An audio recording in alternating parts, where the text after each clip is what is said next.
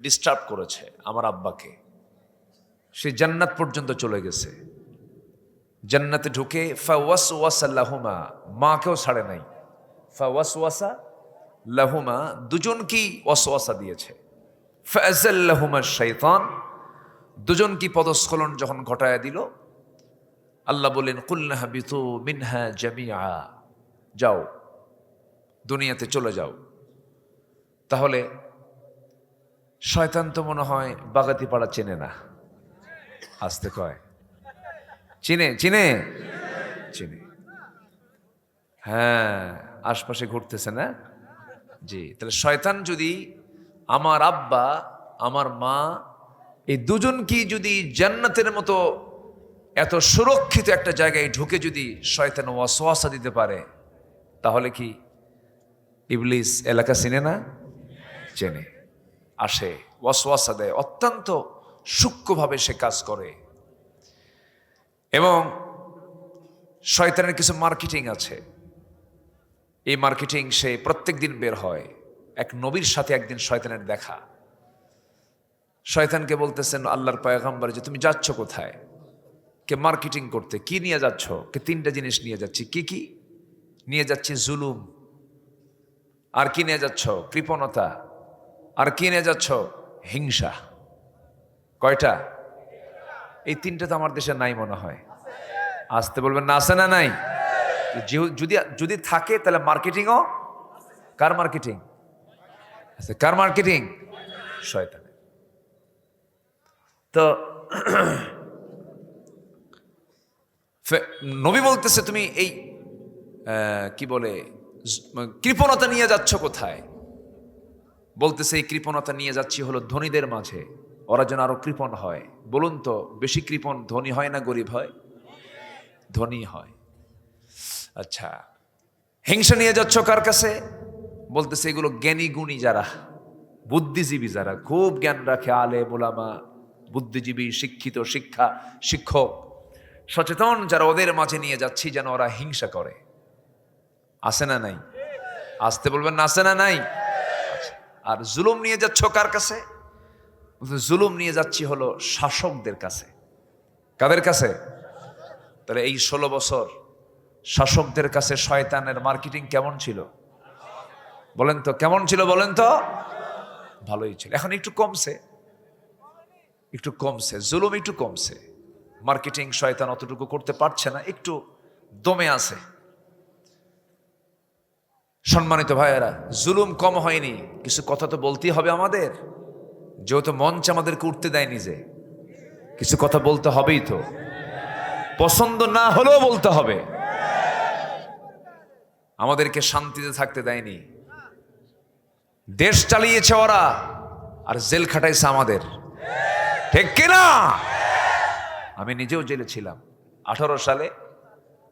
বাড়ি ঘেরাও করে 200-300 পুলিশ দিয়া বাড়ি ঘেরাও করে আমারে নিয়ে থানায় চলে গেল। পুলিশ আমারে দেখে, ওসি আমারে দেখে কান্দে। বললাম কান্দেন কেন? হুজুর আমি আপনার খুব ভক্ত। বললাম ভক্ত, আপনি কান্দেন কেন? বলে যে হুজুর কি করব, উপরের চাপ। বললাম উপরের চাপ? উপরে তো আল্লাহ থাকে, উপরে কি হুজুর সেই উপর না তো? খুব চাপে আছে হুজুর, চাকরি বাঁচান তো ফরজ, বউ বাচ্চা আছে, কি করবেন, উপায় তো নাই। বললাম চাকরি বাঁচানো যদি ফরজ হয়, ইমান বাঁচান তো নফল। কি বলবো আর? শেষে মামলা একখান দিয়ে বললো হুজুর যান, নির্বাচন বের হলেই, নির্বাচন পার হলেই আবার বের হয়ে চলে আসবেন। ঢুকলাম ভিতরে, দুনিয়াটাই তো জেলখানা। দুনিয়াটা কি বলেন তো? জেলখানা। ঢুকানো হলো, ঢুকলাম। এক মুরব্বী, বয়স 80 থেকে 85 বছর, আমার দিকে লম্বা একখান সালাম দিয়ে বলে হুজুর আপনি জেলখানায় ঢুকছেন, খুব খুশি হলাম। কত বললাম যে আপনি খুশি হলেন কেন? বলে যে হুজুর ওয়াজ শুনতে যাই আপনার, অনেক দূর থেকে ওয়াজ শুনি, এত শখ হয় যে মুসাফা করব, একটু কথা বলবো, পারি না, থাকেন একটু আরামে থাকেন। খুব খুশি হয়ে গেছে।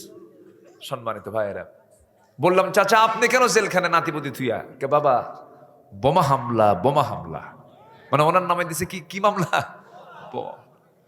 এই তো হচ্ছে অবস্থা। এগুলো কি শাসকদের উপরে শয়তান কি মার্কেটিং করেছিল? বলেন কিসের মার্কেটিং? জুলুম। জুলুম টিকে না, জুলুম টিকে না। একটু আসতেছি লাইনে, আসুন আমরা একটু আয়াতের দিকে আস্তে আস্তে যাই। তাফসির মাহফিল তো, তাফসির মানে হচ্ছে এক্সপ্লেন অফ দ্য হলি কোরআন। কোরআনের যে ব্যাখ্যা, আয়াতের যে ব্যাখ্যা, এটা যেন হকটা যেন আদায় হয়। ম্যাক্সিমাম মাহফিলে এই নামটা দেওয়া হয় কিন্তু হকটা আদায় হয় না। একটু হকটা আদায় করা দরকার, একটু মনোযোগ দিয়ে শুনতে হবে। কোরআন শোনার জন্য মনোযোগিতা কম থাকা দরকার না বেশি থাকা দরকার? ধৈর্য কম থাকা দরকার না বেশি থাকা দরকার? ধৈর্য এবং মনোযোগ থাকতে হবে 100%। কারণ এখানে কিন্তু শয়তান খুব চেষ্টা করে এখান থেকে বের করে নিয়ে যাওয়ার জন্য, খুব চেষ্টা চালায়। আসুন আমরা মূল আয়াতের দিকে আস্তে আস্তে যাই। আমি চিন্তা করলাম কি বলা যায়। এখানে বসেই যখন মাহফিলে আসলাম, এক ইয়াং ছেলে আমাকে বলতেছে, হুজুর আমি রসুন লাগাই আর আপনার ওয়াজটা শুনি। মানে ওই কি বলে, জমিতে রসুন লাগাই আর আপনার ওয়াজটা লাগায়া, ওয়াজ শোনার মাঝামাঝি আমি এই কাজগুলো করি, রসুনগুলো লাগাই। তো এই যে রসুনের প্রতি একটা টান আপনাদের, গোটা দেশের সবচেয়ে বেশি রসুন হয় কোথায়? এই নাটোরে। রসুন পেঁয়াজ এটা অন্য মাটিতে হবে না, এই মাটিতেই বেশি হয়। আলহামদুলিল্লাহ বলেন। এত বড় বড় না, অনেক সুন্দর সুন্দর বড় বড়, এবং ওই ইন্ডিয়ান রসুন না। ইন্ডিয়ান রসুন তো মজা নাই, স্বাদ নাই, ঝাঁঝ নাই, কিন্তু নাটোরের যে রসুন, আল্লাহ আকবার, খুব মজার। এত প্রশংসা করলাম, কিছু রসুন দিয়ে না মারে, হ্যাঁ যাওয়ার সময়। আচ্ছা, তো আল্লাহ পাক কিন্তু রসুনের কথাও কিন্তু কোরআনে বলেছেন, ওয়া আদাসিহা ওয়া বাসালিহা ওয়া ফুমিহা। আল্লাহু আকবার বলেন। তাই রসুনের নাম কোথায় আছে? কোরআনে আছে। বিশাল ব্যাপার কিন্তু। তো আমি তখনই চিন্তা করলাম যে আজকে কি আলোচনা করা যায়। এই এলাকার মানুষ তো ব্যবসা, তারপরে চাষাবাদ এগুলো করে, তাহলে ব্যবসার প্রতি একটা ঝোঁক আছে। তো ব্যবসা শব্দটা শুনলেই কিন্তু মানুষের একটা আলাদা আগ্রহ জমে, জানো এই ব্যবসা করলে এই লাভ। তখন কিন্তু মনোযোগিতা কমে না বাড়ে? বাড়ে। আল্লাহ বলছেন একটা আয়াতের ভিতরে, বান্দা এই কাজগুলো তুমি যদি করো, এই 3টা কাজ করলে এই ব্যবসায় কখনো লস নাই। জোরে বলে সুবহানাল্লাহ। এই 3 কাজে যদি কেউ সফল হতে পারে, এই ব্যবসায় কোনোদিন তার কোনো লস নাই। তিজারাতাল লান তাবুর, এই ব্যবসায় কোনো লস হবে না। আসুন সে আয়াতের দিকে আস্তে আস্তে যাচ্ছি। আল্লাহ রাব্বুল আলামিন বলেন, ইন্নাল্লাযীনা ইয়াতলুনা কিতাবাল্লাহি ওয়া আকামুস সালাতা ওয়া আনফাকু মিম্মা রাযাকনাহুম সিররান ওয়া আলানিয়াতান ইয়ারজুনা তিজারাতান লান তাবুর। জোরে বলুন আল্লাহু আকবার। আমার বন্ধুগণ, সূরাতুল ফাতির আয়াত নম্বর 29 আল্লাহ রাব্বুল আলামিন বলছেন, নিঃসন্দেহে যাদের ভিতরে 3টা আমল থাকবে তাদের কোনো লস নাই। এর মধ্যে 1 নম্বর হলো ইন্নাল্লাযীনা ইয়াতলুনা কিতাবাল্লাহ। যারা 1 নম্বর, যারা আল্লাহর কালামকে সুন্দর করে যারা তেলাওয়াত করবে, জোরে বলে সুবহানাল্লাহ। যে বাড়িতে তেলাওয়াত আছে সেই বাড়িতে অসুখ থাকবে না। আল্লাহু আকবার বলবেন না? আমার দাদির তেলাওয়াত ছিল, নিজের চোখে দেখেছি। আমার দাদি 85 বছর বয়স পর্যন্ত খালি চোখে কোরআন পড়তেন। আমার বন্ধুগণ, দাদির যুগের মানুষগুলো সেই সময় কোরআন পড়তো। ফরকানিয়া মাদ্রাসাগুলো ছিল, গ্রামের মধ্যে ঢুকলে পরে গুনগুন গুনগুন গুনগুন করে তেলাওয়াতের আওয়াজ কানে আসতো। কিন্তু সেই সোনালী দিনগুলো আজকে অতীত হয়ে গেছে, নাই। আজকে ভাবিরা ঘুম থেকে উঠে মাত্র সকাল 10টায়, আমি কি ভুল বলতেছি, উঠেই ব্রাশ মারে, একটা এই দিকে একটা এই দিকে, কি ঠিক কিনা বলেন? অথচ রাসূল বলেছেন, বুরিকা লি উম্মতি ফি বুকুরিহা, আমার উম্মতের বরকতময় সময় হলো সকাল। আমার উম্মতের বরকতময় সময় কি বলেন? সকাল। সেই সকালটা ঘুমে কাটায় দেয়। অসুখ তো হবেই, অসুখ বিসুখ ছুটবে না কখনো যদি কেউ সকালে ঘুম থেকে না উঠতে পারে। সব বরকত, সব রহমত সকাল। অসুখ শরীর থেকে তাড়ানোর জন্য কি তেলাওয়াত দরকার বলেন তো? বলেন বলেন বলেন, কি তেলাওয়াত দরকার?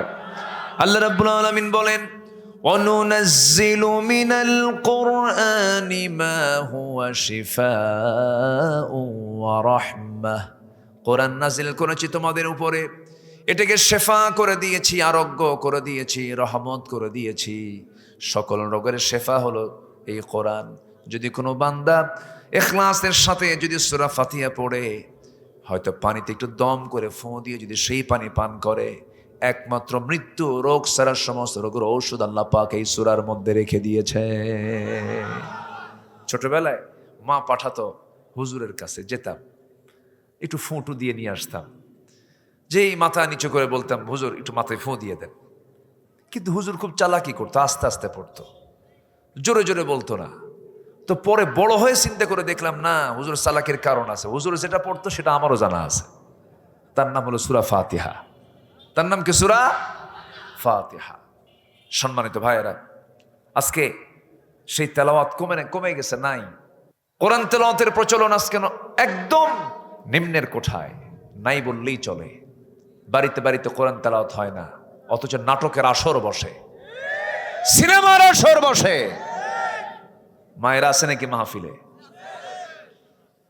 জরিপ এসেছে, এদেশের প্রায় 80% মহিলা সপ্তাহে 82 ঘন্টা টিভি সেটের সামনে বসে থাকে।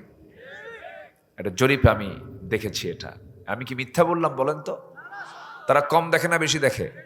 বেশি দেখে। রুটিন ওয়ার্কের মতো, একদম রেগুলার, কোনো মিস্টিস নাই। না, এগুলো করলে আপনার সন্তানগুলো ভালো হবে না, সন্তান চরিত্রবান হবে না। আমরা সম্পর্ক রাখবো কোরআনের সাথে। জোরে বলি ইনশাআল্লাহ, আর জোরে বলি ইনশাআল্লাহ।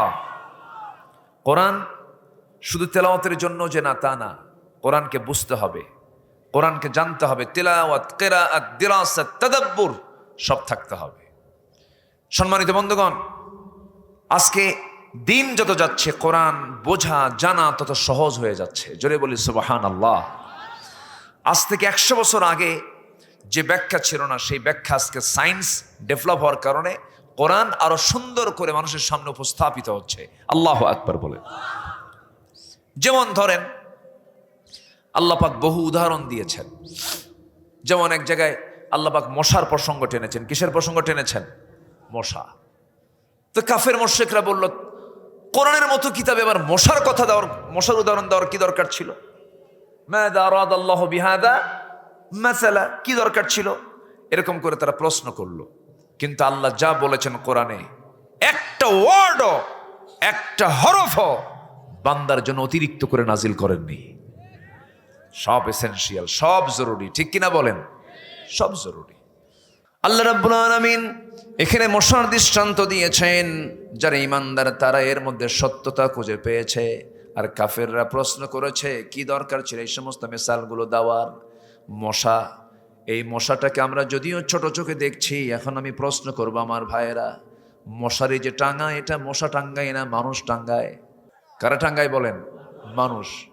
মশা মানুষকে ভয় পায় না, মানুষ মশাকে ভয় পায়। বলেন, মানুষ মশাকে ভয় পায়। চিন্তা করে দেখেন, মানুষ, অথচ মশার ভয়ে রাতের বেলা জেলখানায় ঢোকে, চতুর্দিকে মশারি টাঙায়, আবার ব্যাট একখানা হাতে নেয়। ওই যে যেটাতে মারে, ওটাকে কি বলে? ইলেকট্রিক ব্যাট যেটা, ওটা আবার হাতে নিয়ে দেখে যে কোন দিক দিয়ে ঢুকলো, মারে। কি টেনশন, মশার কামড় খাওয়া যাবে না, ডেঙ্গু, পঙ্গু, চিকুনগুনিয়া, কত কি, ম্যালেরিয়া, অনেক কিছু। এই মশাকে আল্লাহ পাক কেন উদাহরণ দিলেন? সম্মানিত বন্ধুগণ, মশা যদি কারো চামড়ার উপরে বসে, এই স্কিনে যদি বসে, যখন সে বসে তখন সে কিন্তু এমনি এমনি বসে না। ওকে যেন না ধরতে পারে এই জন্য সে আগে অবশ করে। অবশ করাকে মেডিকেল ভাষায় কি বলে? অ্যানেস্থেশিয়া। আচ্ছা, কি জানে বললে এই কথাটা? আপনি বললেন? জি, আলহামদুলিল্লাহ। অ্যানেস্থেশিয়া বলে এটা মেডিকেলের ভাষায়। অ্যানেস্থেশিয়া জাস্ট এই জায়গায় এই বসবে, এর আগে আগে বসবে, বসে আগে চতুর্দিকে আগে অবশ করবে। সলিমুদ্দি তোর 14 গোষ্ঠীও টের পাবে না। সুবহানাল্লাহ বলবেন না? আচ্ছা, অ্যানেস্থেশিয়া করে এরপরে হুল ফুটাবে। হুল ফুটায় ওর পরিমাণ মতো খাবে। পরিমাণ মতো খেলে হায়াত মোটামুটি থাকে। আর যেগুলো বেহুশ হয়ে খায়, আছে না কিছু মশা, এমন খাওয়া খাইছে আর পর আর উঠতেই পারে না, এরকম আছে না নাই? আছে। যত বেশি খাবে কি মরণ তত কাছে আসবে, হায়াত তত কমে যাবে। এই বিগত 16 বছর যারা আমার দেশের ক্ষমতার মসনদে ছিল তারা কি কম খাইছে না বেশি খাইছে? কম খাইছে না বেশি খাইছে? এই জন্য মরছে না আছে? মরছে। তাহলে উদাহরণ ঠিক না বেঠিক? উদাহরণ ঠিক আছে। তাহলে মশা খায় বেশি, মরেও তাড়াতাড়ি, নাম্বার 1। নাম্বার 2 হলো আপনি রাতের বেলা ঘুমিয়ে পড়েছেন, দেখলেন ঘরের ভিতরে কোথাও মশা নাই, চিহ্নই নাই, শীতের রাত তো, মশারি ছাড়া শোয়া মাত্রই কিছুক্ষণ পর আপনার কানের কাছে এসে কি সুন্দর গান গাচ্ছে, সারেগামা পাদানিসা শুরু হয়ে গেছে। তাহলে এই যে আওয়াজ গুনগুন করে আপনার কানের কাছে এসে, অন্ধকারে ওর চোখ কোথায়, ও দেখলো কেমনে? আপনার চোখে পড়লো না মশা, ও আপনার খুঁজে বের করলো কেমনে? সায়েন্স বলছে 75 ফিট দূর থেকে মশা টের পায় এখানে কোন সলিমুদ্দি শুয়ে আছে। সুবহানাল্লাহ বলবেন। কত ফুট দূর থেকে? 75 ফুট দূর থেকে। তার সেন্সর কি? এবং এই মশাটা আপনার কানের কাছে এসে যে ভন ভন ভন ভন আওয়াজ করতেছে, এই আওয়াজটা কিন্তু তার মুখের আওয়াজ নয়, তার পাখার আওয়াজ। তার পাখা যে নড়ায়, তার পাখা যে ঝাপটানি মারে প্রতি সেকেন্ডে, বিজ্ঞান বলছে মশা তারা পাখা নড়ায় প্রতি সেকেন্ডে 500 থেকে 600 বার।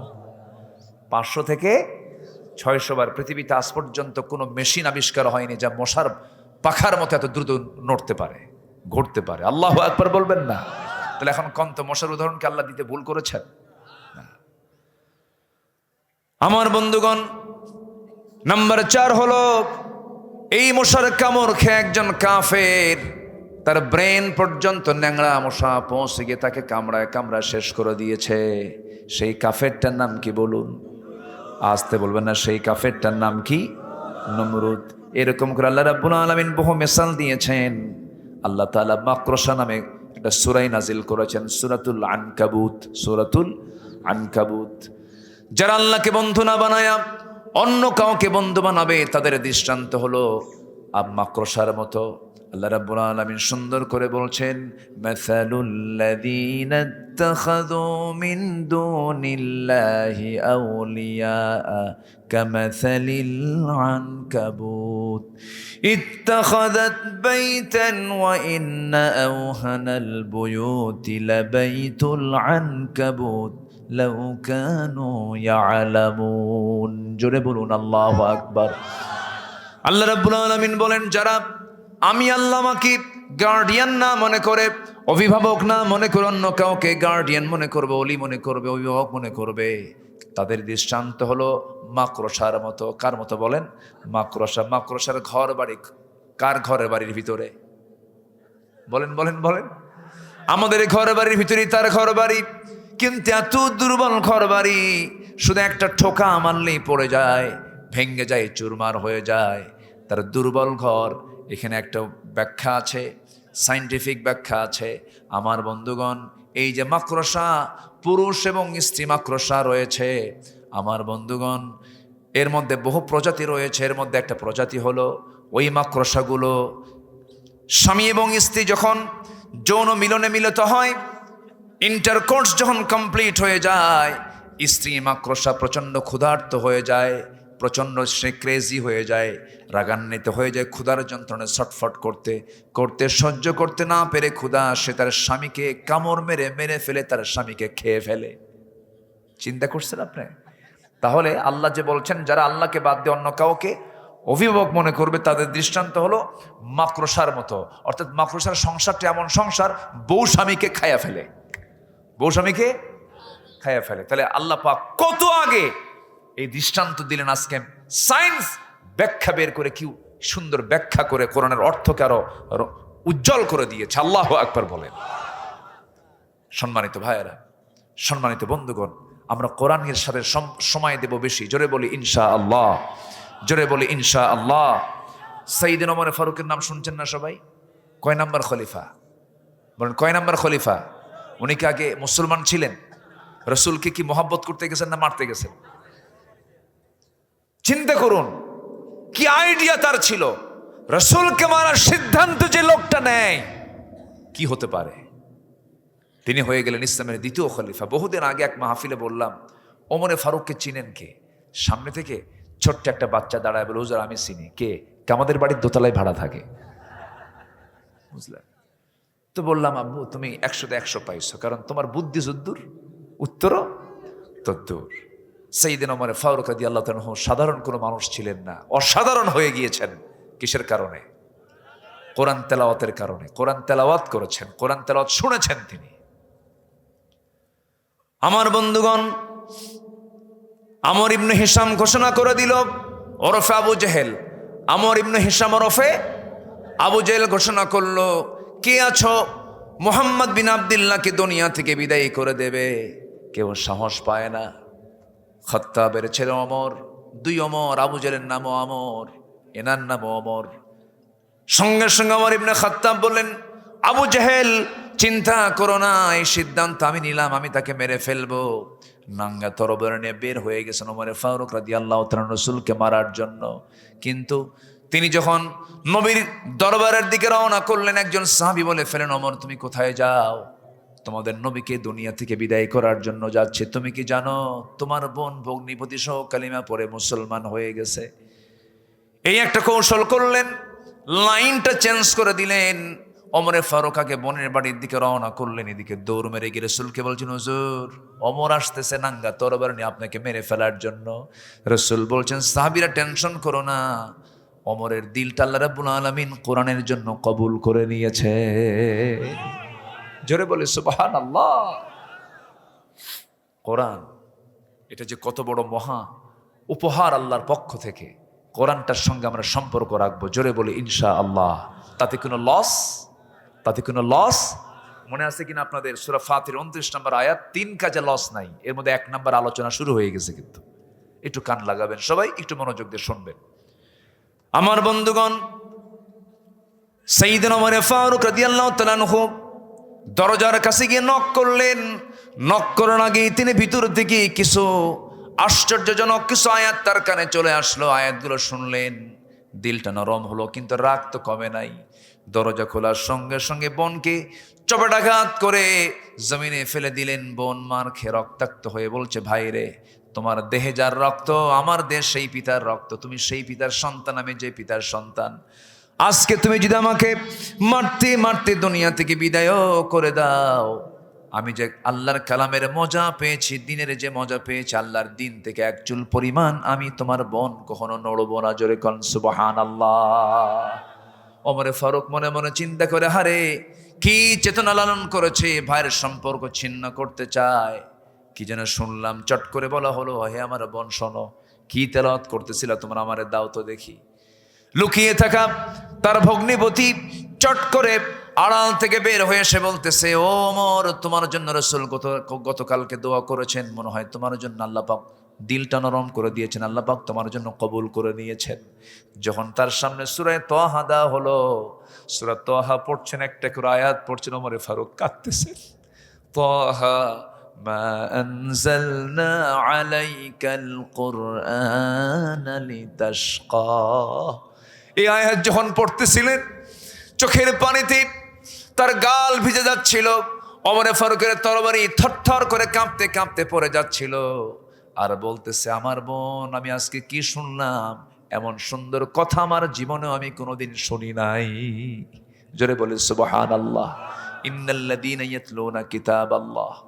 সোজা চলে গেলেন নবীর দরবারে, তরবারি নবীজির পায়ের কাছে রেখে দিয়ে বলছেন, আল্লাহর পয়গম্বর, এই তরবারি আপনার মস্তকটাকে দ্বিখণ্ডন করার জন্য নিয়ত করে বের হয়েছিল ওমর, কিন্তু পারল না। আমাকে বাধার প্রাচীর হয়ে সম্পূর্ণ রাস্তা ঘুরায় দিয়ে আপনার অভিমুখী করে দিয়েছে। কোনো কিছু নয়, একমাত্র কি কোরআন। এটাকে যে মানবে সে 0 থেকে হিরো হবে, আর যেটার বিরুদ্ধে ষড়যন্ত্র করবে সে হিরো থেকে 0 হবে। যেমন 0 হয়ে গেছে, ঠিক কিনা? 0 হয়ে গেছে। আমাকে সময় দিচ্ছেন তো নাকি? কারো কোনো আপত্তি নাই তো? কয়েক কাজে লস নাই? বলেন, কয়েক কাজে লস নাই। নাম্বার 1, কোরআন আমরা সুন্দর করে তেলাওয়াত শুনবো, করব। জোরে বলি ইনশাআল্লাহ। নামাজ না পড়া, হ্যাঁ, কি নামাজে তেলাওয়াত করতে হয়, শুনতে হয়। কি সুন্নতে পড়তে হয়, আর ফরজে বলেন, ফরজে শুনতে হয়, সুন্নতে পড়তে হয়। ইন্নাল্লাযীনা ইয়াতলুনা কিতাবাল্লাহ, তাদের লস নাই। জোরে কান সুবহানাল্লাহ। কেমন লস নাই দেখেন, ফজরের 2 রাকাত সুন্নত যদি কেউ পড়ে, ফজরের 2 রাকাত সুন্নত যদি কেউ পড়ে, আল্লাহর কালাম দিয়ে তেলাওয়াত করে নামাজটা যদি পড়ে, আমার রাসূলের একদম জবান থেকে হাদিস, সহিহ হাদিস, রাকাতাই সালাতুল ফজর খায়রুম মিনাদ দুনিয়া ওয়া মা ফিহা, যে ব্যক্তি ফজরের 2 রাকাত সুন্নত নামাজ আদায় করবে, মহান রব্বুল আলামিন তাকে এত পুরস্কার দিবেন, যার পুরস্কার হচ্ছে এই জমিনে খায়রুম মিনাদ দুনিয়া ওয়া মা ফিহা, এই জমিনে এর মাঝে যা আছে, আকাশ এবং জমিনের মাঝে যত মূল্যবান সম্পদ আছে, এর চাইতে বেশি দামি আমার আল্লাহর কাছে হলো ফজরের 2 রাকাত সুন্নত নামাজ। তাহলে কি লস হলো না লাভ হলো? লস হলো না লাভ হলো? লাভ হলো। ফজরের 2 রাকাত সুন্নত, ফরজ কিন্তু না, শুধু 2 রাকাত সুন্নত। আমি মুসাফির হালতে থাকলেও, আমি যদি মুসাফির হালতেও থাকি, এই হাদিসটা যেদিন আমি পড়েছি, সেদিন থেকে নিয়ে আমি আজ পর্যন্ত আমি চেষ্টা করি, আমি লোভটাকে সংবরণ করতে পারি না। এই 2 রাকাত নামাজ আমি কেমনে বাদ দেব? পড়ি। যদি আল্লাহ পাক রুখসত দিয়েছেন, মুসাফির হালতে সুন্নতের কোনো গুরুত্ব নেই, সুন্নত না, যেখানে আল্লাহ পাক ফরজই কমায় দিয়েছেন, সুন্নত নাই, এরপরও আমি পড়ার চেষ্টা করি, পড়ি। আমার কেমন যেন এটাকে মিস মনে হয়। সম্মানিত ভাইয়েরা, দুঃখ লাগে, ফজরে মুসল্লি নাই, জানেন? ফজরে মুসল্লি খুঁজে পাওয়া, আমি কি ভুল বলছি ভাই বলেন তো? আমি কি ভুল বলছি? আগের মসজিদের বেড়ার মসজিদে মুসল্লি ভরে যেত, আর এখন এসের মসজিদে মুসল্লি 3 জন, ইমাম, মুয়াজ্জিন, খাদেম। আমি কি ভুল বলতেছি? আসল মুসল্লি কোন ওয়াক্তের বলেন? কোন ওয়াক্তের মুসল্লি বলেন? আসল মুসল্লি কোন ওয়াক্তের হতে পারে? ফজরের। বলেন কোন ওয়াক্তের? বলেন। আসল মুসল্লি হলো ফজর। আমার নবীজি যখন মারা যাবেন, কয়েক ওয়াক্ত নামাজ তার জামাতে হয় নাই, খুব আফসোস করেছেন, আহারে আমি জামাত পড়তে পারলাম না। আমার নবীজি কোরআন তেলাওয়াতে খুব বেশি মজা নিতেন, আনন্দ নিতেন। আমার নবীর সামনে যখন কোরআন নাজিল হতো, তিনি তাড়াহুড়ো করতেন, তাড়াহুড়ো করে মুখস্থ করার চেষ্টা করতেন। আল্লাহ বলতেন, হে রাসূল, আপনি এত তাড়াহুড়া করেন কেন? লা তুহাররিক বিহি লিসানাকা লিতাআজালা বিহি, হে নবী, আপনি আপনার জিহ্বাকে আপনি বেশি নড়াবেন না, আমি আল্লাহ নিজে আপনার সিনার মধ্যে জমা করে দেব। আমার নবীজি এত সুন্দর করে বেশি বেশি কোরআন তেলাওয়াত করতেন। যখন তিনি বসে থাকতেন, যখন তিনি সুযোগ পেতেন, কোরআনটা পড়তেন সুন্দর করে। আমার বন্ধুগণ, আমার নবীজি জীবনের শেষ লগন যখন চলে আসে, দুনিয়া থেকে যখন বিদায় নিবেন, একবার হুঁশ একবারে বেহুশ, রাসূল ইন্তেকাল করবেন। ইন্তেকালের সময় ঘনিয়ে এসেছে। আমার নবীজি অসুস্থ দেহ নিয়া কোনো স্ত্রীর ঘরকে পছন্দ না করে সবচেয়ে বেশি প্রাধান্য দিয়েছেন আম্মা জান আয়েশার ঘরকে। আম্মা জান আয়েশার ঘরের মধ্যে ঢুকে বলছেন, আয়েশা, শরীরটা আমার ভালো যাচ্ছে না, মনে হয় মরে যাব, দুনিয়া থেকে বিদায় নিয়ে নেব, প্রচন্ড মাথা ব্যথা হচ্ছে আয়েশা, প্রচন্ড জ্বর, দেখো প্রচন্ড জ্বর আমার গায়ে শুরু হয়ে গেছে, মনে হয় মরে যাব। এবং নবীজিকে দুনিয়া থেকে বিদায় করার জন্য ইহুদিরা আমার নবীর খাবারের মধ্যে তারা বিষ পর্যন্ত ঢুকিয়ে দিয়েছিল। নবীজিকে বিষ প্রয়োগে হত্যার চিন্তা করেছিল। ওই খাবারের মধ্যে যে বিষ প্রয়োগ করা হয়েছিল, সেই বিষ মিশ্রিত খাবার খেয়ে 2 জন সাহাবী সঙ্গে সঙ্গে দুনিয়া থেকে বিদায় নিয়েছিলেন। রাসূল বেঁচে ছিলেন, কিন্তু শেষ জীবনে রাসূল যখন মারা যান, বিষক্রিয়া দেখা দিল, খুব কষ্ট পাচ্ছিলেন রাসূল। রাসূল বলছেন, আয়েশা রে, মাথার চরম যন্ত্রণা, মাথায় একটু পানি ঢেলে দাও। তো পানি ঢেলে দেওয়া হলো, আজান দেওয়া হলো। সাইয়েদনা বেলাল যখন আজান দিলেন, নবীজি অভ্যাস অনুযায়ী আস্তে করে উঠে মসজিদে যাওয়ার জন্য প্রিপারেশন নিচ্ছিলেন। এমন সময় আম্মা জান আয়েশা দেখেন রাসূল মাথা ঘুরে পড়ে যেতে নিচ্ছেন, চট করে ধরে ফেললেন আর বলছেন, আমার স্বামী, ইয়া রাসূলুল্লাহ, আপনি বুঝি আর জামাতে নামাজ পড়তে পারবেন না? আমার নবীজি বলে ফেলছেন, আয়েশা রে, মনে হয় আমার সেই শারীরিক শক্তিটা নেই যে আমি জামাতে নামাজ পড়াতে পারবো, কিন্তু নামাজ তো চালাতেই হবে। নামাজ তো একজন পড়াবেই, কিন্তু নামাজ পড়ানোর দায়িত্ব আমি কাউকে দেব না। তোমার আব্বা আবু বকরকে বলো আমার মুসল্লায় যেন দাঁড়ায় নামাজটা আদায় করে নেয়। রাসূল নেতৃত্ব দিয়ে সৃষ্টি করেছেন নামাজ থেকে। কিসের থেকে বলেন? নামাজ থেকে। সমাজের নেতৃত্ব আসতে হবে কিসের থেকে বলেন? নামাজ থেকে। যে সমাজের নেতৃত্ব নামাজ থেকে আসবে না তারা হবে চোর। আমার নবীজি বললেন, আয়েশা বলে দাও তোমার আব্বা যেন আমার মুসল্লায় দাঁড়ায় নামাজটা পড়ার শুরু করে দেয়। ইমাম চেঞ্জ হয়ে গেছে, সাহাবা কেরাম কান্নায় অস্থির হয়ে গেছেন। সাহাবীরা কাঁদতেছেন, নবীজির কানে কান্নার আওয়াজ চলে আসছে। যারা মদিনা যারা জিয়ারা করেছেন, নবীজির হুজরাখানা যেটা ছিল সেটাই হলো এখন মাকবারা। আমার নবীজির মাকবারা হলো, নবীজির কবরটা হলো, যেখানে রাসূলের ঘরটা ছিল, আম্মাজানের ঘরটা ছিল, সেটাই হলো এখন কবর। আমার বন্ধুগণ, আমার নবীজি যখন বললেন আবু বকর আমার মুসল্লায় দাঁড়িয়ে নামাজ পড়াবে, নামাজ যখন শুরু হয়ে গেছে, সাহাবে কেরামদের মধ্যে কান্নার রোল পড়ে গেছে। নবীজির কানে সেই কান্নার আওয়াজগুলো আসতেছে। রাসূল বলছেন, আয়েশা রে, আমার সাহাবীরা কান্দে, আমার সাহাবীরা নামাজ পড়ে, আমাকে একটু নিয়ে যাও তো। জানালার কাছে নিয়ে যাওয়া হলো। জানালার কাছে উকি মেরে আম্মা জান আয়েশা তাকে ধরলেন। তিনি দেখতেছিলেন নামাজের দৃশ্যগুলো। নামাজের দৃশ্যগুলো দেখেন, আর আমার নবীজির চোখের কোনা বেয়ে বেয়ে টপ টপ করে পানি পড়ে। নবীজি আমার কান্দেন। এবার বলছেন, ওরে আয়েশা, আমার সাহাবীরা দেখো কত সুন্দর করে নামাজ পড়তেছে। আম্মা জান আয়েশা বলছেন, ইয়া রাসূলুল্লাহ, সুন্দর করে নামাজ পড়ছে অথচ আপনি কাঁদতেছেন কেন? এটা তো আনন্দের সংবাদ। রাসূল বলছেন, আয়েশা রে, মানুষ দুইটা সময় কান্দে, একটা হলো চরম দুঃখের সময়, একটা চরম আনন্দের সময়। তুমি কি জানো এই নামাজ কায়েমের সংগ্রাম করতে গিয়ে কাফেররা মক্কার মাটিতে আমাকে সেজদারত অবস্থায়, রুকু থাকা অবস্থা আমার পিঠের উপরে পচানারি বুড়ি চাপায়া দিয়েছে। আমি মুখ থুবড়ে জমিনে পড়ে গেছি। এই নামাজ কায়েমের সংগ্রাম করতে গিয়া তায়েফের মানুষ আমাকে পাগলা বলে আখ্যা দিয়া চোখা পাথর মেরে মেরে আমাকে রক্তাক্ত করে আমাকে জমিনে ফেলে দিয়েছে, ফেলে রেখেছিল। ওরে আয়েশা, এই নামাজ কায়েমের জন্য ওই মক্কা থেকে আমি বিতাড়িত হয়ে মদিনায় হিজরত করে এসেছি। ওই দিন কায়েমের জন্য, নামাজ কায়েমের জন্য কাফেররা ওহুদের ময়দানে, দেখো আমার সামনের দুটো দাঁত নাই, দাঁত ভেঙে দিয়েছে। ওই দিন কায়েমের জন্য, নামাজ কায়েমের জন্য খন্দকের পরীক্ষা খনন করতে গিয়া কুদাল মারতে মারতে আমার কোমরটা কুজো হয়ে গেছে। আয়েশা দেখুন, আমি কোমরটা সোজা করে দাঁড়াতে পারি না।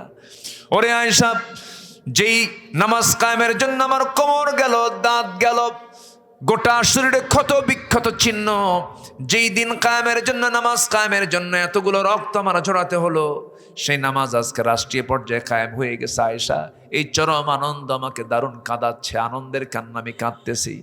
এরপরে রাসূল বলছেন, আয়েশা রে, আমি মনে হয় দুনিয়া থেকে বিদায় হয়ে যাব যে কোনো মুহূর্তে।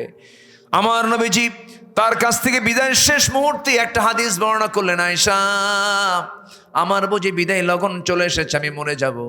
তুমি আমার পক্ষ থেকে লাস্ট মেসেজ আমার উম্মতকে জানায় দিবা। আমার উম্মতকে আমার জীবনের শেষ যে মেসেজটা দিয়ে গেলাম সেটা হলো, আসসালাত আসসালাত ইমা মালাকাত আইমানুকুম, নামাজ সালাত সালাত, আমার উম্মতের কখনো 5 ওয়াক্ত নামাজ ছেড়ে দিবা না। আল্লাহ কবুল করুন, আল্লাহ কবুল করুন, আল্লাহ কবুল করুন, আল্লাহ কবুল করুন। কোরআন পড়বো নামাজের ভিতরে, আবার নামাজের বাইরেও আমরা কোরআন পড়বো। লস না লাভ?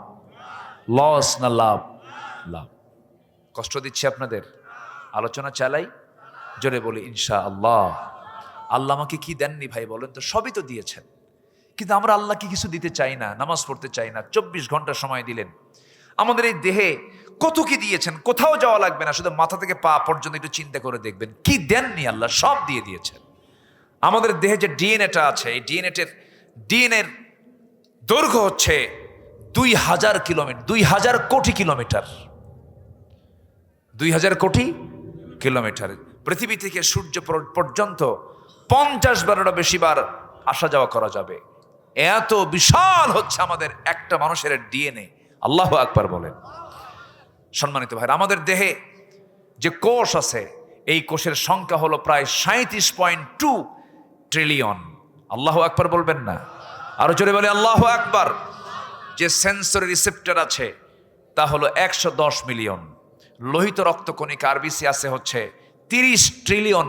মিলিয়ন না, বিলিয়ন না, ট্রিলিয়ন কিন্তু। আল্লাহু আকবার। শুধুমাত্র মস্তিষ্কের নিউরন সংখ্যা হলো 100 বিলিয়ন।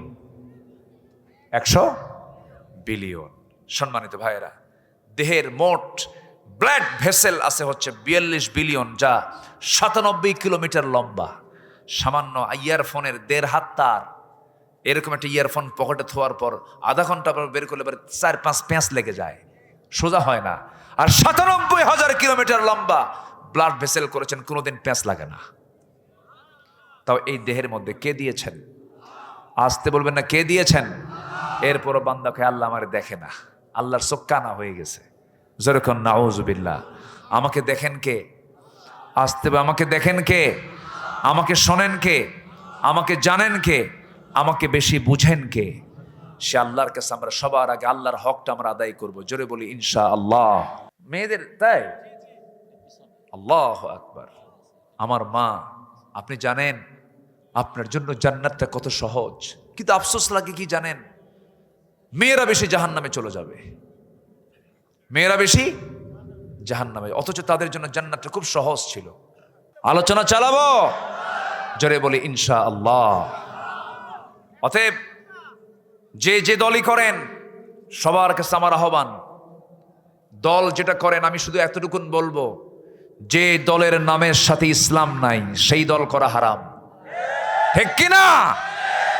যে দলের নামের সাথে ইসলাম নাই, চিন্তা করুন কত বড় মানে ধোঁকাবাজ। বিগত সরকারের আমলে ওই নেত্রী বলেছিলেন যে আমরা যদি আগামী নির্বাচনে ক্ষমতায় আসতে পারি, মদিনার সনদে দেশ চালাবো। কিসের সনদে? মদিনার সনদে। দলটা কি ইসলামী? তাহলে ইসলামী দল না, সে কইলে কি কিসের সনদে দেশ চালাবে? তাহলে মদিনার সনদে দেশ চালালে কি নেত্রী কি নেতা হতে পারে? কি মহিলা কি নেতা হতে পারে? সে নিজেই আউট হয়ে যায়। কত বড় ধোঁকাবাজি! মদিনার সনদে দেশ চালায় না, কিন্তু মোদির সনদে দেশ চালাইছে। কিসের সনদে? মোদির সনদে। শুধু নয় কেন না, বাদ গেছে কি? ঠিক আছে না? হ্যাঁ, মোদি ঠিক আছে। সম্মানিত ভাইয়েরা, কষ্ট পাচ্ছেন না তো? দল করব কার? আসতে বল, দল করব কার? আচ্ছা, আমার রবকে, আমার আইনদাতাকে, আমার নেতা মুহাম্মদ সাল্লাল্লাহু। আমার দলের নাম ইসলাম। আমার দলের নাম কি? আমার সংবিধানের নাম হলো কোরআন। আল্লাহ আমার রব, রসুল আমার লিডার, কোরআন আমার সংবিধান, রসুল আমার নেতা, ইসলাম আমার হচ্ছে দলের নাম। এর বাইরে, এর ভেতরে আর কোনো কথা ঢুকানো যাবে না। এই যে দুই একজন যে ওঠে, কি সমস্যা কি? হ্যাঁ, বসেন। কেউ তো উঠলেন নাই পর্যন্ত, একজন লোক ওঠেন না, আবার এখন ওঠা শুরু করলেন কেন? বসেন। কত সময় এদিক সেদিক চলে যায়, একটু বসেন। কয় কাজে লস নাই? বলেন, কয় কাজে লস নাই? কটা চলতেছে? একটা। আমরা আল্লাহর কালামটা সুন্দর করে পড়বো। জোরে বলি ইনশাআল্লাহ। জোরে বলি ইনশাআল্লাহ। আর মাত্র 1 মাস পর কিসের মাস আসতেছে? এই তো বলেন, জোরে বলেন, কিসের মাস?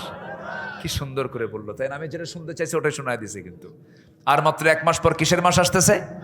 কোরআনের মাস। কোরআনটাকে পড়বো আমরা। জানেন, পৃথিবীতে সবচেয়ে তৃপ্তির জায়গা হলো কোরআন তেলাওয়াত।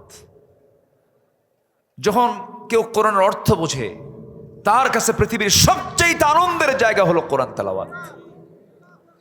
সবাই কোরআনটাকে আমরা রপ্ত করার চেষ্টা করব। জোরে বলি ইনশাআল্লাহ। সায়েন্সের সূত্র জানলেন, কমার্সের পড়া পড়লেন, MBA করলেন, BBA করলেন, আইন পড়লেন, প্যানেল কোর্টের আইনগুলো মানে পড়াপড় মুখস্থ করলেন, এত কিছু জানলেন, আপনি কোরআনের ভার্স আপনি জানলেন না। আপনি বড় পড়া কপাল। এই জন্য আমরা কোরআনটার সাথে আমরা সম্পর্ক রাখবো, কম না বেশি? যার কোরআনের সঙ্গে সম্পর্ক বেশি, তার কার সাথে সম্পর্ক বেশি? আল্লাহর সাথে সম্পর্ক বেশি। আমার বন্ধুগণ, আমার মাদেরকেও বলবো, মায়েরা, জান্নাত পাওয়ার জন্য বেশি কিছু লাগবে না। ফাতিমার দিকে তাকাবেন, আম্মা জান আয়েশার দিকে তাকাবেন, আসিয়ার দিকে তাকাবেন, খাদিজার দিকে তাকাবেন, রহিমার দিকে তাকাবেন। এনারা হচ্ছে আপনাদের মডেল। মারিয়ামের দিকে তাকাবেন। এই সমস্ত নারীকে আল্লাহ রাব্বুল আলামিন এত দাম, এত সম্মান দিয়েছেন। খাদিজার মতো একজন নারীকে আল্লাহ তাআলা নিজে পর্যন্ত সালাম দিয়ে দিয়েছেন। আমার ভাইয়েরা, সবার বাড়িতে মা বোন আছে। একজন মা যদি ভালো হয়ে যান, চারজন পুরুষ ভালো হয়ে যায়। এই জন্য মাদের ভালো হওয়া দরকার। বাড়িটাকে ইসলামাইজ করতে হবে, বাড়িকে সুন্দর করে কোরআন দিয়ে সাজায় নিতে হবে। ফজর আজান হবে, সঙ্গে সঙ্গে ঘুম থেকে উঠবেন, ওযু বানাবেন, প্রত্যেকটা ঘরে ঘরে নক করবেন, ছেলের ঘরে বলবেন বাবা উঠো সালাত। কি সালাত? মেয়ের ঘরে নক করবেন, মা ওঠো সালাত। স্ত্রীকে বলবেন স্ত্রী তুমি যদি অসুস্থ থাকো, তোমার যদি মিন্স হয়ে থাকে, ফজরের সময় হয়ে গেছে, ঘুমিও না, সুন্দর করে একটু পরিষ্কার হয়ে আসো, একটু জিকির আজগার করো নামাজের সময়। মেয়েরা যদি অসুস্থ থাকে সেই সময় জিকির আজগার সে করতে পারে, কিতাব পড়তে পারে, সাহিত্য পড়তে পারে, হাদিস পড়তে পারে, কোনো সমস্যা নাই।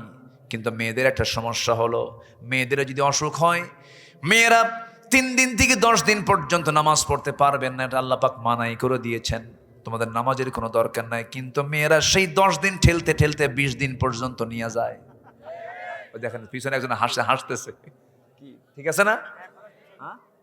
ঠেলতে ঠেলতে কয়দিন নিয়ে যায়? 20 দিন নিয়ে যায়। কেন এটা? আপনি কি বোঝেন না আপনার জন্য নামাজ কত বড় ফরজের কাজ? আমার মা এক ওয়াক্ত নামাজ যদি কেউ ইচ্ছা করে কাজা করে, সারা জীবন 24 ঘন্টা নফল নামাজ পড়লেও এক ওয়াক্ত ফরজের সমান হবে না। এক ওয়াক্ত ফরজের দাম যে কত বেশি, যদি কোনো বান্দা বুঝতো, সব কাজ ফেলে দিয়ে বান্দা নামাজের জন্য অপেক্ষায় থাকতো। যেরকম সুবহানাল্লাহ। আমার মা, নামাজ ছেড়ে দেওয়া যাবে না কখনো, নামাজকে অবহেলার চোখে দেখা যাবে না। যখন আপনার মেন সেরে যাবে, আপনি যখন সুস্থ হয়ে উঠবেন, সঙ্গে সঙ্গে গোসলটা করে নেবেন, নামাজের জন্য প্রিপারেশন নিয়ে নেবেন। আল্লাহ আপনাকে সুযোগ দিয়েছেন বলে সেই সুযোগের সন্ধান করতে করতে সময়টাকে লস করবেন না, নামাজটাকে নষ্ট করবেন না। আমার মায়েরা, খাদিজাকে ফলো করবেন, ফাতিমাকে ফলো করবেন। নবীজি তার 2টা মেয়েকে বিয়ে দিয়েছেন। একটা মেয়েকে বিয়ে দিয়েছেন বড় ধনীর সাথে, আরেকটা মেয়েকে বিয়ে দিয়েছেন বড় গরিবের সাথে। কিন্তু কোনো মেয়ে কি নবীর কাছে এসে কোনোদিন অভিযোগ দিয়েছে নাকি? কে আব্বা ওই জামাই আপনার ধনী, আপনি আমার গরিব জামাইয়ের সঙ্গে বিয়ে দিলেন কেন? এরকম কথা কোনোদিন বলেন নাই। বরঞ্চ নবীজির 4টা মেয়ের মধ্যে সবচেয়ে ছোট মেয়েটাকে রাসূল সবচেয়ে বেশি পছন্দ করতেন, আদরের দুলালি ফাতিমা। আমার রাসূল তাকে খুব মহব্বত করতেন। সেই মেয়ে ফাতিমাকে বিয়ে দিয়েছেন ধনী ঘরে না গরিব ঘরে? বলেন, ধনী ঘরে না গরিব ঘরে? গরিব ঘরে বিয়ে দিয়েছেন মা। গরিবের ঘর হয়তো পেয়েছেন অনেকে, চুল পরিমাণ মনক্ষুণ্ণ হবেন না, চুল পরিমাণ স্বামীকে খোঁটা দিবেন না, স্বামীকে গালমন্দ করবেন না। যখন বিয়ে দেওয়া হলো, রাসূল যখন বিয়ে দিবেন, ধনী ধনী পরিবারের সাহাবীরা এসে রাসূলকে প্রস্তাব করছেন।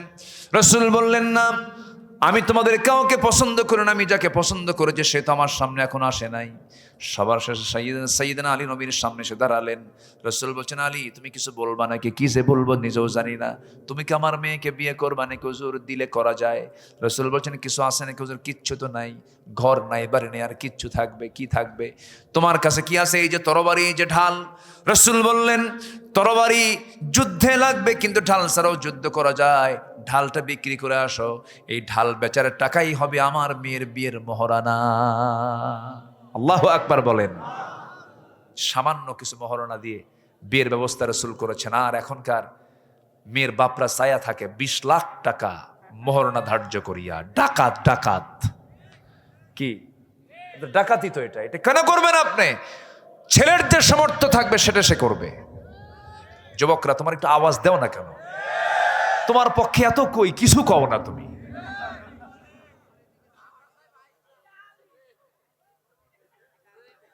বিশ 30 লাখ টাকা ছায়া বসে থাকে। ছেলের যে সামর্থ্য হবে তাই সে দেবে, ঠিক কিনা বলেন? কেন করে জানেন? মেয়ের বাপরা কেন করে জানেন? যদি তালাক হয়, দেখেন বিয়ে হয় নাই, ওর নিয়ত দেখেন। আমার নবীজি সামান্য মোহরনা ধার্যের জন্য পাঠায় দিলেন, যাও ঢাল বেচে আসো। ঢাল বিক্রি করার জন্য চলে গেছেন, ঢাল বিক্রি করতে বসেছেন। সাইয়েদনা ওসমান নবীজির বড় জামাই সামনে দাঁড়ানো, বলছেন, আলী সাজে সকালে তুমি বাজারে কেন? ঢাল বিক্রি করার জন্য আসি। তুমি যোদ্ধা মানুষ, তোমার কি ঢাল বিক্রি মানায় নাকি? কি সমস্যায় পড়েছে বলো? বিয়ে ঠিক হয়েছে কার সাথে? আপনার শালির সাথে। কি কথা বলছেন নাই? আপনার শালির সাথে। এর এলাকায় কি কয়? শালি কয় না হালি কয়? আচ্ছা ঠিক আছে, হ্যাঁ। ও হালি কয় নোয়াখালী। জি জি। বইয়ের ছোট বোন, বইয়ের ছোট বোনকে এক একটা জায়গায় শালিকা, এটাই তো বইয়ের ভাষা। জি। আবার মন খারাপ করবেন না, আমার মায়েরা হয়তো শুনতেছেন যে হুজুর আপনি এরকম করে কন। আচ্ছা না, একটু বোঝানোর জন্য বলতেছি। তামান নবীজি বড় জামাই বললেন বিয়ে ঠিক হয়েছে? হ্যাঁ। আচ্ছা ঠিক আছে, ঢালটা দাও। নিলেন, টাকাও দিলেন। কয়েক হাত যেতে না যেতে পিছন থেকে ডাক দিয়ে বলতেছে, আলী, বীরের হাতে কি ঢাল না থাকলে মানায়? তোমাকে আগাম এটা গিফট করলাম, যাও। ঢালটাও দিয়ে দিলেন, টাকাও নিলেন, ঢালও নিলেন। নবীর সামনে দাঁড়ায় গেলেন। রাসূল বলছেন, ও আলী, ঢাল মনে হয় বিক্রি হয় নাই, কেমন করে কি করা যায় বলো? হুজুর ঢালটা বেচে ফেলছি। তাহলে হাতে আবার ঢাল কেন? হুজুর ঢালটা আমাকে আবার উপহার দিয়েছে, এই যে টাকা, এই যে ঢাল। তুমি কার কাছে বিক্রি করতে গেছো? হুজুর ওসমান, লোক আর খুঁজে পাও নাই। নিজের মধ্যে এই ঘটাঘটি করছো না? আমি বড় জামাইকে বলতে পারলাম না, তার আগে তুমি বলে আসছো, তাহলে আমি এটা কেমন কথা হলো বলো তো? আচ্ছা, কোনো মেয়ের বাপ যদি বিয়ে ঠিক করে, কোনো মেয়ের বাপ যদি বিয়ে ঠিক করে কিন্তু বড় জামাইকে বলে নাই, তাহলে কি হবে বলেন তো? কি হতে পারে? কি হতে পারে? বইয়ের দিকে তাকাইবার কবে তোর বাপ একখান জিনিস রে, কি ঠিক আছে না? ধমক হবে। কিন্তু আমার নবীর জামাই তো ওইরকম না। আমার নয় স্যাঁচরা জামাই, খালি দাওয়াত খাওয়ার জন্য পাগল হয়ে থাকে। কিন্তু ওরকম জামাই তো আর আমার নবীর জামাই না। বললেন ঠিক আছে, সমস্যা নাই,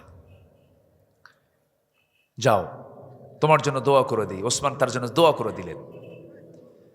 আমার নবীজি বিয়ে দিলেন। বিশ্বের সবচাইতে অনড়ম্বর পুরনো বিয়ে, কোনো ঘটাঘটি নাই, কোনো খরচ নাই, কোনো গায়ে হলুদ নাই। গায়ে হলুদ হালাল না হারাম? হারাম। আগের দিন চলে আসে বিয়ানের বাড়িতে। বিয়ান, আসসালামু আলাইকুম। বিয়ান শোনেন, আপনি কিন্তু বিয়ের দিন আসবে, আপনি 3 দিন আগে আসবেন, মানে আকাম কুকাম করবে ও, ঠিক কিনা? এগুলো হারাম। এগুলো কি হারাম? এগুলো অন্য সংস্কৃতি, মুসলমানদের সংস্কৃতি এগুলো নয়। ওই যুবকরা শোনো, তোমার গ্রামের আশেপাশে বিয়ের অনুষ্ঠানে যদি ডিজে বাজায়, লাঠি দিয়ে পিটাইয়া ভাঙ্গা সোজা করে দিবা, কি ঠিক কিনা? এই গ্রামে মাহফিল হলে এই গ্রামে আর কোনো যাত্রা চলবে না, অন্য কোনো সৎ অসামাজিক কোনো কাজ চলতে দেওয়া যাবে না। কি আমি কি বিপদে ফেলে দিলাম নাকি? যুবকরা, ভালো আছে যেখানে, মন্দ থাকা যাবে না। আমার নবীজি বিয়েটা দিয়ে বললেন, মা চলে যাও, স্বামীর ঘরে যাও। এখন থেকে বাবার ঘরের চাইতে স্বামীর ঘর শ্রেষ্ঠ। সুবহানাল্লাহ বলবেন না? যাও, সংসার করে খাও। কিন্তু আমার মেয়ে শোনো, এই যে বিয়ে দিলাম, স্বামীর ঘরে চলে যাচ্ছ, স্বামী তোমাকে আমি এমন স্বামী দেই নাই যে স্বামীটা তোমার জন্য খারাপ হবে। আমি জানি আমার আলী কেমন। এই যে বিয়ে দিলাম, মৃত্যুর দিন পর্যন্ত স্বামীর বিরুদ্ধে একটা নালিশ যেন আমার কানে না আসে। আর আজকের মেয়ের বাপরা বিয়ে দিয়ে বলে, মা যা, মোবাইল নিয়ে থাকবি, যদি কোনো কিছু হয় শুধু খবর দিবি, খাইয়া ফালাবো। কি আছে না নাই বলেন তো? অশান্তি, এগুলো করা যাবে না। স্বামী স্ত্রী বন্ধনটা হলো জান্নাতি বন্ধন। এই জায়গায় অন্য কেউ ঢুকলেই কি শান্তি না অশান্তি? স্বামী স্ত্রীর ঝুট ঝামেলা মিটাবে কয়জন? 2 জনই। বলেন কয়জন? 2 জনই। খালি বলতে শিখতে হবে সরি। কি বলতে হবে? সরি। স্বামী ভুল, সরি। বউ ভুল, সরি। খালি সরি বলবেন, কোনোদিন গন্ডগোল লাগবে না। আর যদি কয় আমি কি ভুল করছি নাকি, কি কথা কি বোঝেন নাই, তাহলে মনে করেন আর জীবনে কোনোদিন মিল হবে না। যে স্বামী স্ত্রীর মুখে শুধু ঘন ঘন সরি থাকবে, ঠিক আছে, ওকে, দুঃখিত, আমি ভুল করেছি, আমাকে মাফ করে দাও, সেও যদি বলে আমি ভুল করেছি, মাফ করে দাও, জান্নাতের টুকরা। জোরে কোন সুবহানাল্লাহ। কি ওয়াজগুলো দরকার আছে না? দরকার আছে না নাই? আছে। তবে বেশি পুরুষরা বলবে একটু সরি, পুরুষরা একটু বেশি বলবে, মেয়েরা একটু কমই কয়। ওরা যদি একবার বাঁক ধরে সোজা হয় না। এই সোজা, এই ঠিক জোরে বলিও না, শুনলো, বাড়িতে আবার যেতে হবে না। জি হ্যাঁ, খুলিকাত মিন দিলাইন, মেয়েদেরকে সৃষ্টি করা হয়েছে বাঁকা হাড়ে, এই জন্য সোজা করতে গেলে ভেঙ্গে যাবে, বলেছেন মুহাম্মদ সাল্লাল্লাহু আলাইহি ওয়াসাল্লাম। মেয়েটাকে বিয়ে দিলেন, চলে গেলেন তিনি স্বামীর ঘরে। স্বামীর ঘরে গেলেন কিন্তু ঘরই নাই, কি নাই, ঘর নাই, ভাড়া ঘরে থাকলেন। কি ঘরে? ভাড়া ঘরে। নবীজি 3 দিন পার হতো না, রসুল চলে যেতেন ফাতিমাকে দেখতে। রসুল বলতেন, আমি 3 দিন আমার ফাতিমাকে না দেখলে, 3 দিন যদি না দেখি আমার ভাল লাগে না। মেয়েকে বিয়ে দিয়ে রসুল কখনো দূরে রাখতে দেননি, কাছে কাছে রেখেছেন, ফাতিমাকে দেখতে গেছেন ঘন ঘন। সুবহানাল্লাহ বলেন। রসুল মেয়েদেরকে খুব পছন্দ করতেন। মেয়ের বাপরা যারা আছেন, আপনারা বড় ধন্য যে মেয়ের বাবা হতে পেরেছেন। রসুল কিসের বাবা ছিলেন? মেয়ের বাবা। কিন্তু কিছু কিছু মেয়ের বাপ আছে, 4-5টা যদি মেয়ে হয় তখন বউকে গালিগালাজ করে, তোর পেট আসলেই পচা। এরকম কিছু পুরুষ আছে না? বলেন, আল্লাহ কয় তোর কপাল ভালো, আর ও কয় তোর পেট পচা। এরকম কিছু পুরুষ আছে না? নাই আছে। আল্লাহ যার কল্যাণ চান তাকে মেয়ে দেন। আল্লাহ যখন রহমত দেন তখন বৃষ্টি দেন। আল্লাহু আকবার বলেন। বৃষ্টি রহমত, মেয়ে রহমত। আল্লাহু আকবার বলেন। অসুস্থতা রহমত, অসুস্থতা রহমত। অসুস্থ যদি কেউ হয় তখন ভাবতে হবে আল্লাহ আমার মধ্যে রহমত করছেন। সুবহানাল্লাহ বলেন। কখন এগুলোকে মন খারাপ করা যাবে না। আমার এক মুসল্লি ছিল, হাই স্কুলের হেডমাস্টার, তার 7টা মেয়ে। কয়টা মেয়ে? 7টা মেয়ে। আবার তার স্ত্রী গর্ভে। 7টা মেয়ে হওয়ার পর আবার স্ত্রী গর্ভে, স্ত্রীর গর্ভে বাচ্চা চলে আসছে। তো 8ম বাচ্চা আবার মেয়ে হয়েছে। 8 নাম্বার কি হয়েছে? আবার মেয়ে। গোটাল গোষ্ঠী গিয়ে বাড়িতে হাজির হয়েছে, সবার চোখ গরুর মতো, এরকম বড় বড় চোখে বলে, লজ্জা নাই? বারবার বাচ্চা নাও, আর নিবা না বাচ্চা, নাম রেখে দাও ইতি, সমাপ্তি, আর না চাই না। কি কথা কি বুঝতেছেন? নাম রেখে দাও। তো আমাকে বলে, হুজুর আমাকে এরকম করে গোটাল গোষ্ঠী এসে আমাকে এরকম ধমকায় আর বলে এই নামগুলো রেখে দাও। তো আমি বললাম, সব শোনার পর, আমি তো শিক্ষিত মানুষ, উনি বলতেছে, আমি তো পড়াশোনা করেছি, আমি তো বুঝি। আমি বললাম যে আমার সন্তানের 8ম বাচ্চার মেয়ে সন্তানের নাম রেখে দিলাম আশা, মানে আরো হোক। আল্লাহর শুকরিয়া আদায় করার মতো কিছু বাবা আছে না? নাই আছে। কখনো মন খারাপ করবেন না। যার ঘরে মেয়ে বেশি তার ঘরে রহমত দিয়ে ভরা। খালি বোরকা পরায় রাখবেন, পর্দায় রাখবেন, ওই মেয়ে আপনাকে জান্নাতের দরজায় পৌঁছায় দেবে। জোরে বলি সুবহানাল্লাহ। আচ্ছা, বাপকে বেশি মহব্বত করে কে, ছেলে না মেয়ে? দেখছেন কি সুন্দর করে জোরে বলে। আবার মেয়ে হলে পরে মন খারাপ করেন কেন? মেয়ের বাড়িতে বাবা গেলে কি যে খুশি হয়, আল্লাহু আকবার। আর ছেলের ঘরে বাপ থাকলে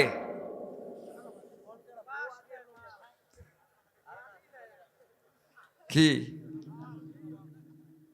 জায়গা মতো দিলাম, কিন্তু কি ঠিক কিনা? হ্যাঁ, খুব সমস্যা। এই ছেলেরা বাবার সঙ্গে এগুলো করা যাবে না, মার সঙ্গে এগুলো করা যাবে না। এই নাটোরে কোথায় যেন একটা মাহফিল, গুরুদাসপুর মনে হয়, গত বছর একটা চিঠি আমাকে দিল এক মহিলা, 72 বছর বয়স। বলে, হুজুর আমার বয়স 72 বছর, আমার 3টা মেয়ে, 3টা ছেলে, একটা মেয়ে। মেয়েকে বিয়ে দিয়েছি, আর 3টা ছেলে আমার বিয়ে করেছে। ওদের ঘর আমার ঘরের সঙ্গে লাগানো। 3টা ছেলের ঘর থেকে রান্না বান্না হয়, সে রান্নার গন্ধ এসে আমার কানে, নাকে ধাক্কা লাগে। এই বুড়ো বয়সে আমি একা রান্না করি। হুজুর একটু দোয়া করবেন, আল্লাহ যেন আমার ছেলেদের হৃদয়টা নরম করে দেয়। দুঃখ, বুড়া বয়সে মার কপালে আবার রান্না করতে হয়। এরকম অসংখ্য পরিবার মনে হয় নাই? আসতে বলবেন না, আছে না? নাই। এগুলো খুব কঠিন ব্যাপার, যা আল্লাহর কাছে চাইতেও হবে, বলতে হবে। খুব কঠিন একটা বিষয়। অনেক মা, অনেক সন্তান আছে বইয়ের সামনে মাকে ছোট করে, আছে না? আছে না? নাই। মার মন তো আকাশের মতো, জানো, মার মন তো আকাশ। মা তবুও মন খারাপ করে না। মা বলে, যা তোরা ভালো করে করে খা। মা হৃদয়টা যে কত নরম। বউকে আপনি হাজারও দেন, নাম পাবেন না, কিছু না কিছু দোষ ধরবে। ছেলের কাছে নাম পাবেন না, পৃথিবীর কারো কাছে নাম পাবেন না। মাকে কিচ্ছু দেওয়ার দরকার নাই, শুধু একটা বেদেনা মাদ্রাসা মোড় থেকে কিনে নিয়ে আসবেন। নিয়ে এসে শুধু বলবেন, মা তোমার জন্য একটা আপেল নিয়ে আসছি, একটা বেদেনা নিয়ে আসছি। সেই বেদনা সে আপনাকেও ভাঙতে দেবে না, সে নিজে ভাঙবে, ভেঙ্গে একটা একটা করে কোয়া বের করে বলবে, বাজান তোর মুখটা শুকনা, তুই খা। সুবহানাল্লাহ বলবেন না? শাড়ি নিয়ে গেছেন, সবচেয়ে কম দামি শাড়ি, সেই শাড়িটা আশেপাশে সবাইকে দেখাবে আর বলবে, জানো আমার ছেলে আমার জন্য এই কাপড়টা নিয়ে আসছে। খুব খুশি মা, অল্পতেই খুশি হয়ে যায়। সেই মার জন্য আমরা কিচ্ছু করি না, সেই মার জন্য আমরা উদার হতে পারি না, সেই মার জন্য আমরা খরচ করতে জানি না। বইয়ের সামান্য কথায় আমরা গলে যাই না। আমার মা যারা আসছেন তারাও এটা মাথায় রাখবেন, আপনি আপনার শাশুড়িকে সম্মান করবেন, আপনার মাকে অন্য মহিলা সে সম্মান করবে, এগুলো মাথায় রাখবেন। পৃথিবীর কোনো মানুষকে ছোট চোখে দেখবেন না। আপনি কি জানেন আপনার জান্নাতটা মার ওই পায়ের নিচে আল্লাহ পাক রেখে দিয়েছেন? জোরে করেন সুবহানাল্লাহ, আরো জোরে বলেন সুবহানাল্লাহ। আমার একটা ছোট্ট আল্লাহ পাক ছেলে দান করেছেন, একটু বড় হয়েছে, হাফেজ হয়েছে। একদিন মার সঙ্গে দেখি যে খুব চোখ রাঙ্গায় কথা বলে, হয় না এরকম করে না বাচ্চারা? করে, চোখ রাঙ্গায় কথা বলে। আমি আস্তে করে ছেলেটার হাত ধরলাম, ধরে বললাম, বাবা তুমি কি জানো তোমার মায়ের এই পাটার দাম কত? তোমার মায়ের এই পায়েরটার দাম কত তুমি জানো? তোমার এই মায়ের এই দুই পায়ের নিচে আল্লাহ পাক জান্নাত রেখে দিয়েছেন, এত দাম তোমার মায়ের এই পায়ের। বাইরে পরিবারে ইসলাম শিখাবেন, দিন শিখাবো আমরা। জোরে বলি ইনশাআল্লাহ, আরো জোরে বলি ইনশাআল্লাহ। আল্লাহ কবুল করুন, জোরে বলি আমিন।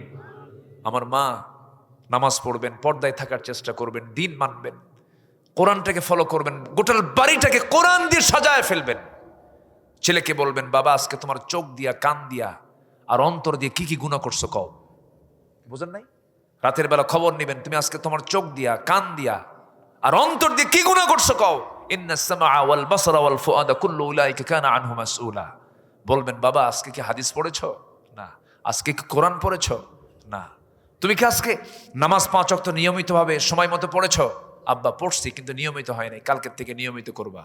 আমার দিন আজকে যা হবে, কালকের দিনটা হতে হবে অনুন্নত না উন্নত? বলেন বলেন বলেন বলেন। আজকে যতবার মিথ্যা কথা বলেছি, কালকে আমার মিথ্যার পরিমাণ কি বাড়বে না বন্ধ হবে? বন্ধ হবে। এইভাবে আমরা আমাদের জীবনকে উন্নত করার চেষ্টা করি। সম্পদ বৃদ্ধি জীবনের উন্নতি নয়, ঈমান বৃদ্ধি, উন্নত চরিত্র হলো মানুষের মূল বৃদ্ধি, মূল বরকত। আল্লাহ কবুল করুন, জোরে বলি আল্লাহুম্মা আমিন। এই মাহফিল কত বছর যাবত চলে? ফাহিম কোথায়? ফাহিম, হ্যাঁ ফাহিম। ফাহিম খুব টেনশনে ছিল যে মাহফিল হুজুর আসে কিনা। হ্যাঁ ফাহিম আমাকে কতবার ফোন দিছে, কত টেনশন, একটা মাহফিল করতে গেলে কত পেরেশানি। আল্লাহ তুমি এই মাহফিলকে কবুল করো, জোরে বলি আল্লাহুম্মা আমিন। আমি খুবই আনন্দিত, আপনারা এত সুন্দর মানুষ, একদম মনোযোগ দিয়ে পিন পতন নীরব হয়ে এত রাত পর্যন্ত ঠান্ডার ভিতরে মাটিতে বসে কোরআনগুলো শুনতেছেন। বলি আলহামদুলিল্লাহ, জোরে বলি আলহামদুলিল্লাহ। আল্লাহ তুমি মাহফিলকে কবুল করে নাও। সম্মানিত ভাইরা, নাম্বার 2 হচ্ছে যে ব্যবসায় কোনো লস নাই, নামাজ কায়েম করা। নামাজ কি করা বলেন তো? কায়েম করা। নামাজ পড়বো এবং নামাজ কায়েমের সংগ্রাম করব, সেই দল করব যে দল আল্লাহর দল। আল্লাহু আকবার বলেন। যারা বিড়ি খায়, গাঁজা খায়, তোমার হাতে নেশা তুলে দেয়, তোমাকে চাঁদাবাজির জন্য তোমাকে পাঠায় দেয়, ওই সমস্ত নেতৃত্বের মুখে আমরা জুতা মারি, থুতু মারি, যাব না সেই দিকে। নামাজ কায়েমের সংগ্রাম করব, জোরে বলি ইনশাআল্লাহ। নাম্বার 3 হলো আল্লাহর পথে আমরা খরচ করব, গোপনে এবং প্রকাশ্যে। আল্লাহ তাআলা বলছেন যে ডান হাতে দান করবে, বাম হাত জানবে না, বাম হাত দেবে, ডান হাত জানবে না। আমি আল্লাহ তাআলা নিজে থেকে আরশ আজিমের মেহমান বানাবো, আরশ আজিমের ছায়া আমি তাকে জায়গা করে দেব। আসুন না আমরা এই 3টা আমল করি। 1 নম্বর হচ্ছে তেলাওয়াত করব কার কালাম? নামাজ বাদ দিয়া, নামাজ সহ, জোরে বলি ইনশাআল্লাহ। নাম্বার 2 হলো নামাজ কায়েম করব, জোরে বলি ইনশাআল্লাহ। নাম্বার 3 হলো খরচ করব কার পথে? কার পথে? এই 3টা কাজ আমরা করব। ইয়ারজুনা তিজারাতাল লান তাবুর, তার ব্যবসায় কোনো লস নাই। জোরে কোন সুবহানাল্লাহ।